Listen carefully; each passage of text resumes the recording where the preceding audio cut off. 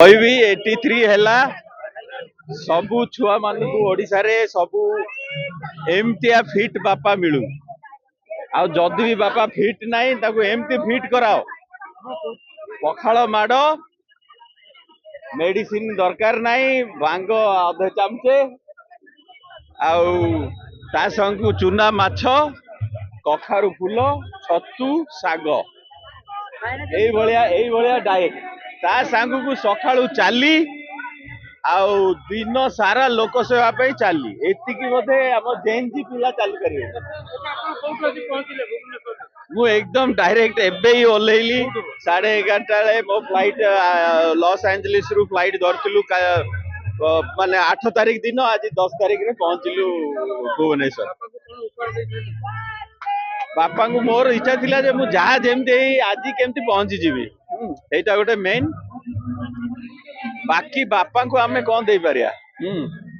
ସେ ଏଡ ବଡ ହୃଦୟ ତାଙ୍କର, ମାନେ ମୁଁ ଆଖିରେ ଦେଖିଛି, ଭୋଗିଛି।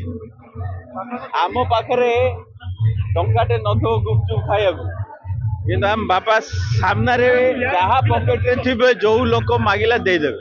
ଆମକୁ ଭାରି ରାଗ ଲାଗେ ପିଲାଦିନେ, ଆମ ପାଖରେ କିଛି ନାହିଁ, ଆମେ ଚପଲ ପିନ୍ଧୁଛୁ, କିନ୍ତୁ ଲୋକ ଯିଏ ଆସିଲା ପଇସା ନେଇକି ଗଲା ଆମ ଘରୁ। ତ କିନ୍ତୁ ତାର ଭଲ